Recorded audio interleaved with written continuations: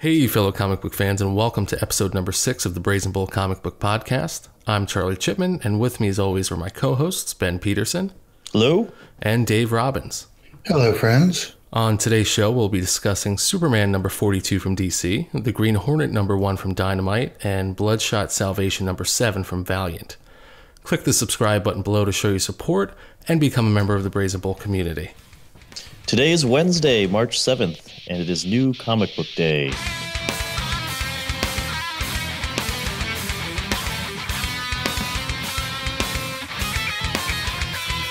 All right, well, we're going to start off talking about Superman number 42, which is in Boyzarro world, and we are introduced to Boyzarro, the son of Boyzarro. Yes. What do you guys think about it?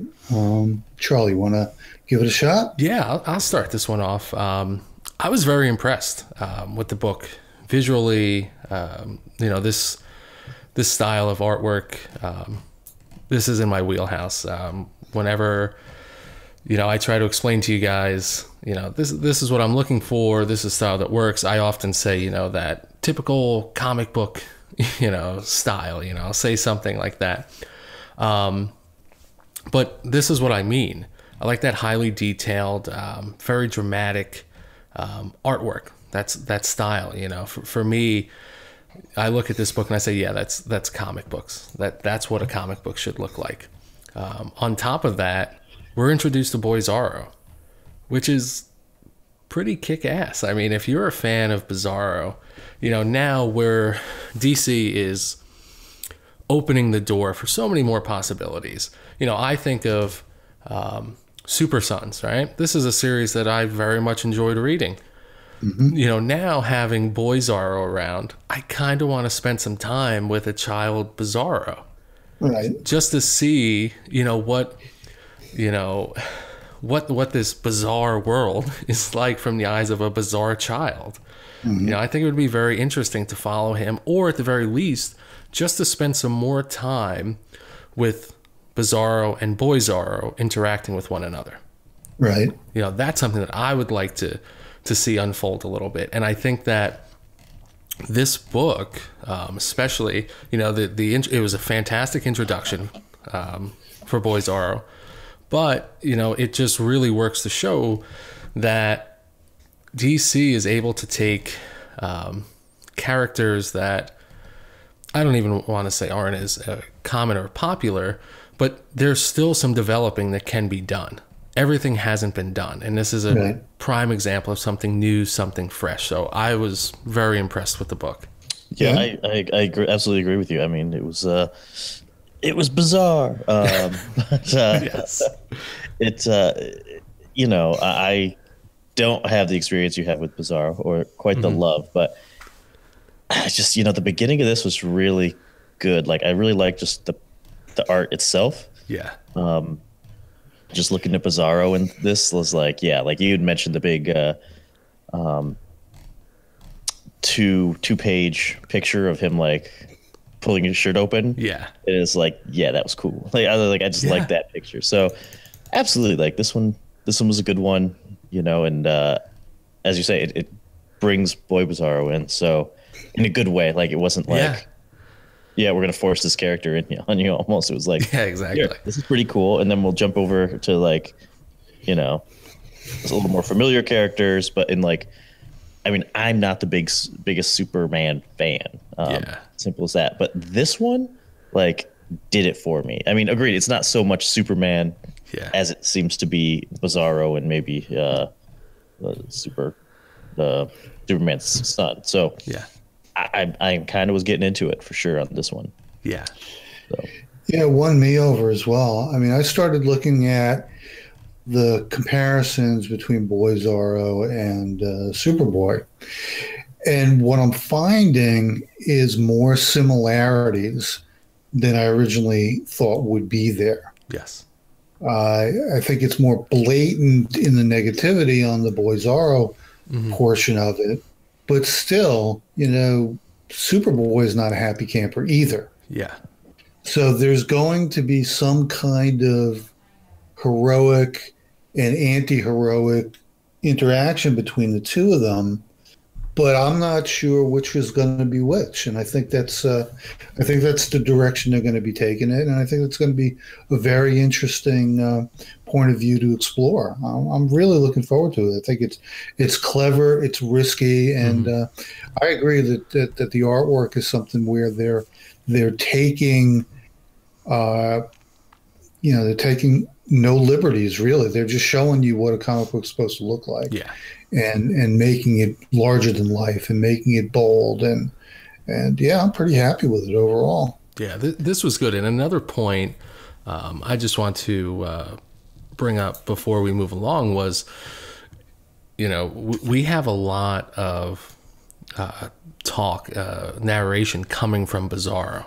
Yeah. Now, we know how Boyzarro speaks. Everything's opposite of what it should be.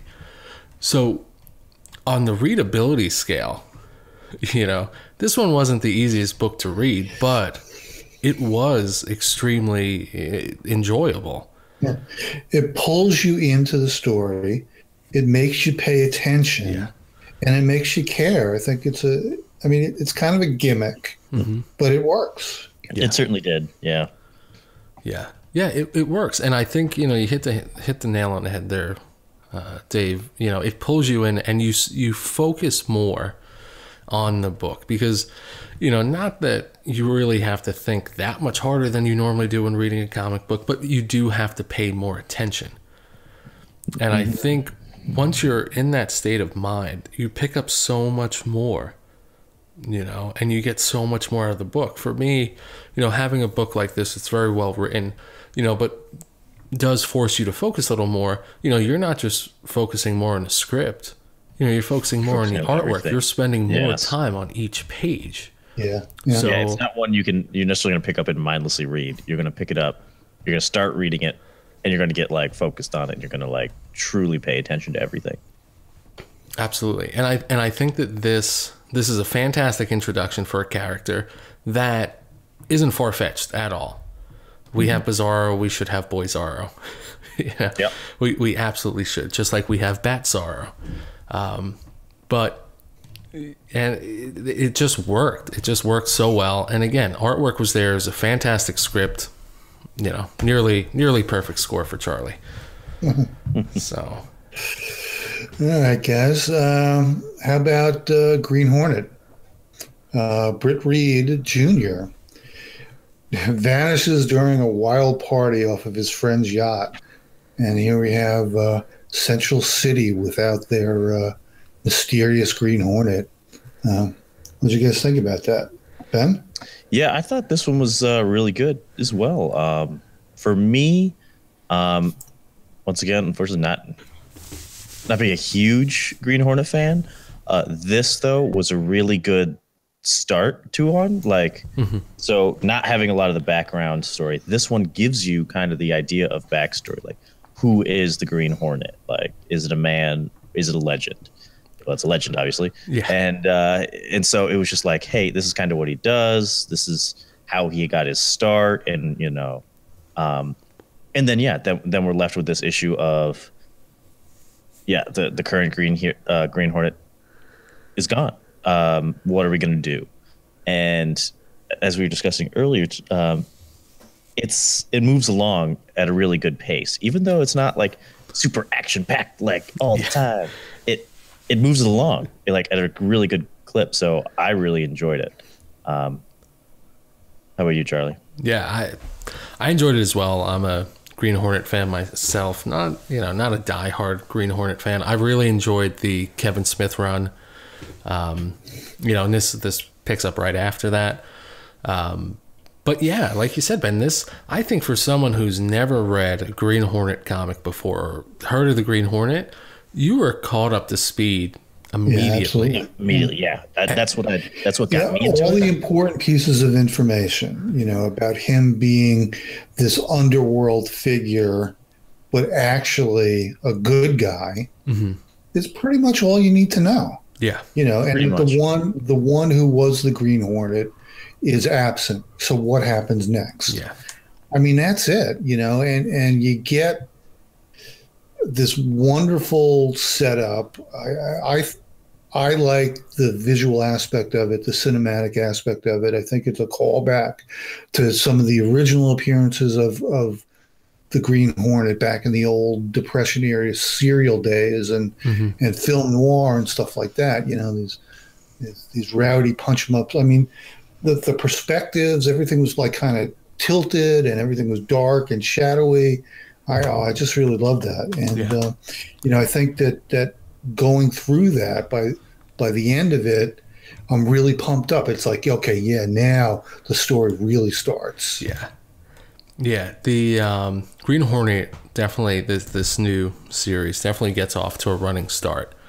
And you know, like you said, the very cinematic, you know, the visual approach, visual storytelling here is top notch. Typically, you know, like I just said, Superman 42, look at the artwork in that book. That's my, you know, ideal comic book artwork. Look at the Green Hornet, looks completely different. You know, for me, that's something where I would normally say, you know, I'm not really big on this style. But in this book, you know, in this context, it works very well. Yeah. You know, right. It's just like what we talked about with Kick-Ass last week. Or 2 weeks? Whenever it was. Yeah. Like, I agree with you. Generally, I like something a little more detailed. It just works really well with the story and the character. It all worked. So. Well, it's all about the mythos of Green Hornet. And I think that there were deliberate choices made in the art to emulate, you know, those old black and white movies. You know, there's fog on the streets, and there's shadows, and there's broken street lamps and glass on the sidewalk. You know, it's down and gritty, and you know, somebody's got to clean up this mess. Exactly. Exactly. You're absolutely right. And like I said, I think that this is a book, you know, we were talking last week about accessibility in comics and how certain books just, they're tough to pick up. This is one of the most accessible comic books I've read in a very long time. Yeah. Because, we've recently had a few issue ones, like restarts with some of them. Yeah. And I think, honestly, this one, I think is, as you say, the easiest to get into. Yeah. Like they explained everything well, they got into it, and now you're in, and I'm ready for the next episode, like next issue, without doubt. So, yeah, I would even go as far as saying that, you know, Green Hornet #1 works well for, oh, you want to get into comic books? Here, check this out. Yeah. You know, this is a great introduction, not only to a character, but to the medium. Very true. You know, so like I said, as accessible as it gets, this was another one that I really enjoyed. Yep. Definitely looking forward to seeing how the story progresses, and you know, if the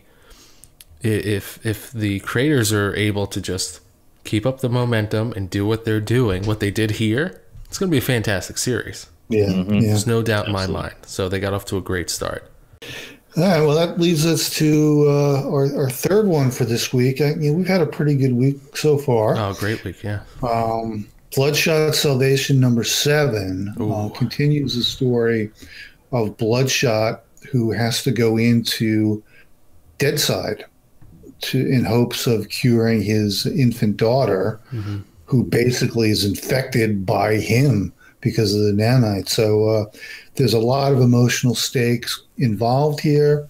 And what happens, he shows up in Deadside, and he's blind. Yeah. This was so exciting. Artwork. Charlie, you've been talking a lot about artwork. You want to talk about the artwork here? Oh my God, is this an experience? And just before we go too much further, what we're about to say might spoil the story a little bit. So if you're read it first. Yeah, I would definitely say read it first. Come back and listen to it. You know, you've already listened to the first 15 minutes of this podcast. What's going on? He's blind in the beginning of it. You got to figure out he's going to be blind until he's not blind. Yes. Okay. But I'm saying pause the podcast, read the book, and come right back. With that being said, however, you've been warned, so we can continue. Visually, you know, this book was one of the most impressive comic books I've ever laid my eyes on, and there's no illustrations for the most part. It is pitch black. The pages are just a sea of nothingness, and there's, you know, word bubbles. See, you're being misleading. I mean, you're assuming that artwork is just faces. The artwork here is the abstract. The use of negative space, the way panels are framed, the way panels are organized. This is textbook movement of time, textbook movement of person. It is dialogue. It is narration. But it just doesn't have the pretty pictures. It's a masterclass in what to do when you don't have the easiest, most recognizable thing about a comic book to use. Yeah. Yeah, we're talking comic books when we're talking about storytelling. So part of being a comic book are those illustrations. So the fact that Bloodshot Salvation #7 goes on and tells the story successfully without having heavily illustrated pages at all is a feat on its own.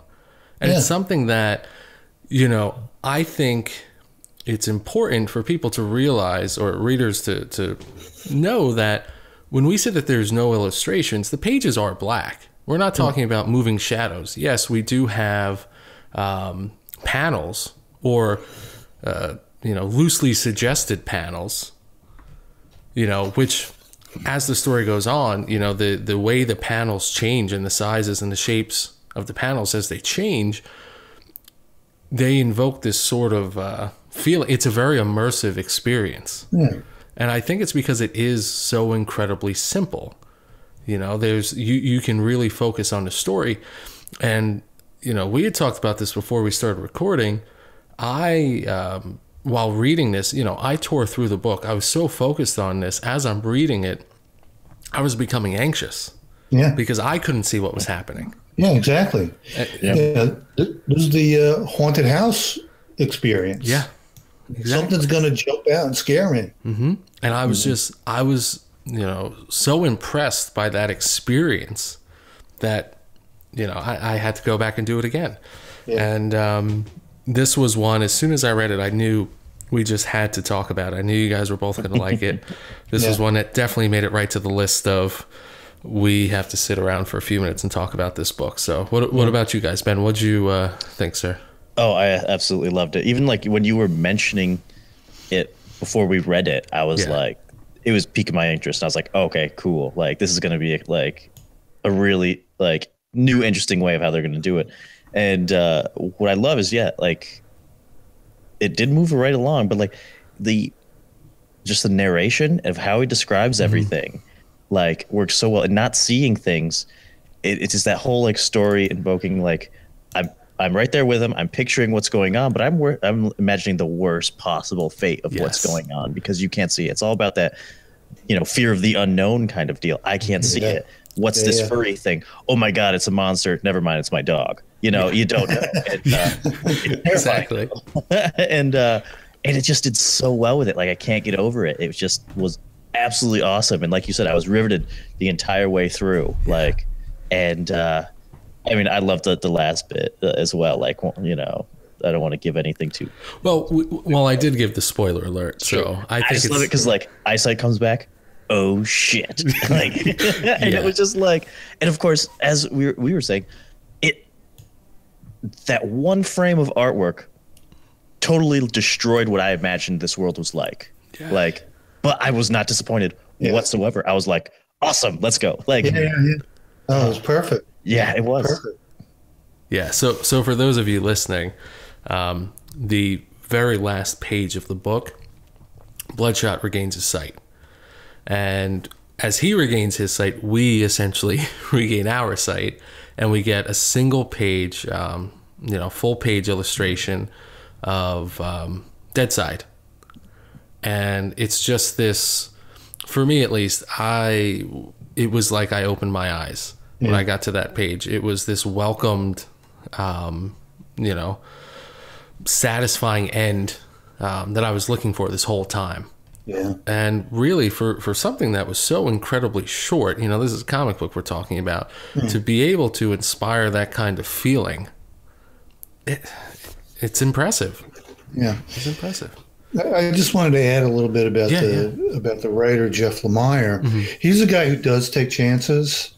And I'm not always on board with what he does, to be honest, which is fine, but this is, of what I've read of his stuff, the biggest risk he's taken, and I think it just succeeds magnificently. It's amazing. It's absolutely amazing, and I was just thrilled beyond what I could have imagined to be.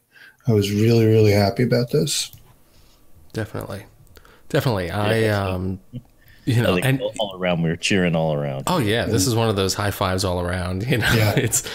It's impressive, and I think, and I'll know more later when we start reading the reviews. I think that this is going to divide some readers. It shouldn't. Yeah. But I mean, that's what happens when you take chances. Of course, there are people aren't going to be on board with it. Yes, and I honestly think this is going to be one of those books. It's going to have, half of the reviewers are going to give it 9s and 10s. The other halves are 2s and 3s. Yeah. And anybody that falls in the middle probably didn't actually read the comic book. So yeah, and everybody else is saying, "Did you read the same thing I read?" Yeah, exactly. Like, right. What are you thinking? But that's cool. I mean, I like it when writers and artists are willing to take those kinds of chances. Yeah, and this one paid off. Yeah, this one paid off. Again, this is one of those odd weeks where I think we all agreed and all liked all 3 books that we were discussing. Yeah. Yeah, absolutely. But Bloodshot Salvation #7 definitely, I would say, stands out from Superman #42 and the Green Hornet #1. Respectively, all 3 of them are great comics. But I think Bloodshot Salvation is just it's one step ahead, especially as far as the Brazen Bull guys give each other high fives all around. Like, we are all really into this one. Yeah, it's like super into this one. Yeah. So how about we move on to our picks of the week, fellas? Well, you guys go first. All right, I'll start it off. Okay. So we had discussed Oblivion Song. Damn it, I was going to say that one. I'll pick something else. Don't worry. No, that's fine. We had discussed Oblivion Song, and I was going to say that would have been my pick of the week if we hadn't already discussed it. But there is another #1 coming out from Image today, Gideon Falls. Oh yeah. #1. Gideon Falls. This is another one, Jeff Lemire. So, it is a book that has this sort of, suggested depth. When you pick up a book and you start reading, you say, yeah, things are going to get, increasingly, stakes are going to continue to rise. The story is going to continue to develop. And before long, I'm going to be lost in this.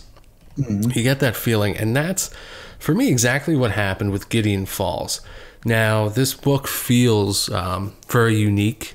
Of course, again, very well written, very well illustrated. That almost goes without saying with our picks of the week. But again, it offers one of those immersive reading experiences that, just promises greatness, for the issues to come.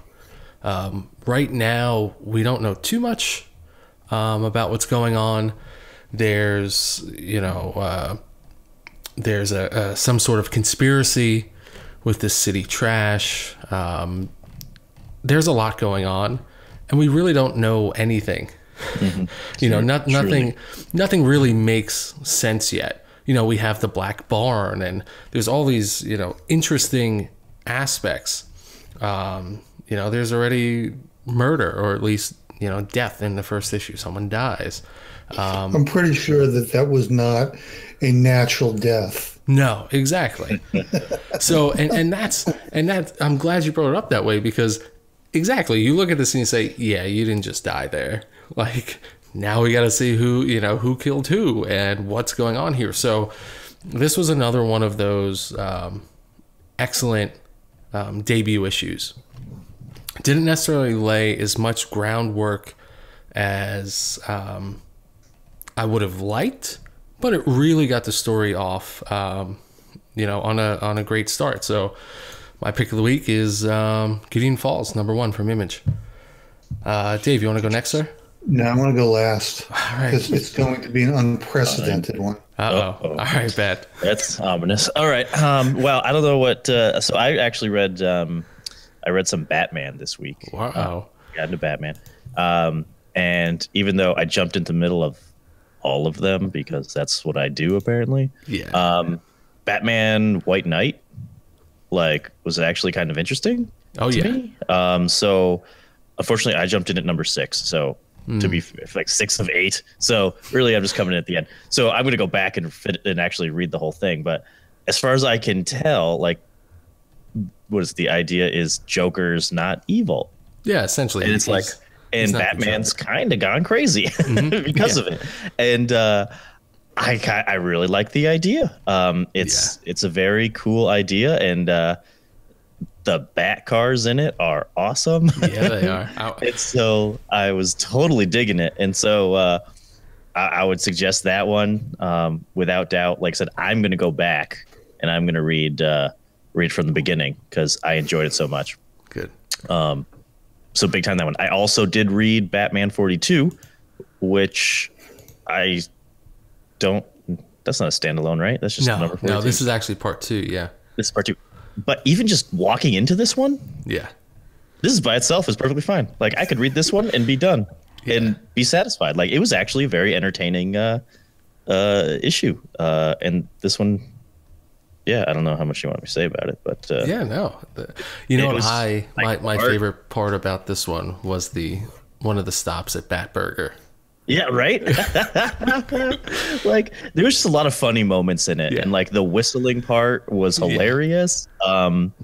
Just like it wasn't like a super dark and gritty Batman by any means. It was kind of like a lighthearted, funny Batman. Yeah, and I loved it. I thought it was great. So go ahead and read it. Yeah, go. And you know what else just been when the Flash shows up, and all of them get the crap beat out of them. Hilarious. Like, wait a second. It's like bam, bam, bam. I'm done. I was like, okay. Yeah, that was pretty awesome. This was a great. Lots of like little jokes essentially. Yeah. Which one is that? This is Batman 42. 42. Yeah. Okay, I'm gonna have to check it out. It sounds great. Oh, it is. It's a lot of fun for a Batman comic, and you guys know I'm a huge Batman fan. But yeah, you're absolutely right, Ben. You can walk into this comic book, know nothing about what's been going on, and you can really... you'll find out. Actually, I don't know if it was just because like they figured everything out in this episode or what, but it was like, here's all you need to know. Here's a whole bunch of jokes. This is what's going on. All right, we're done. Yeah, like I'm cool with it. Yeah, this was another good one.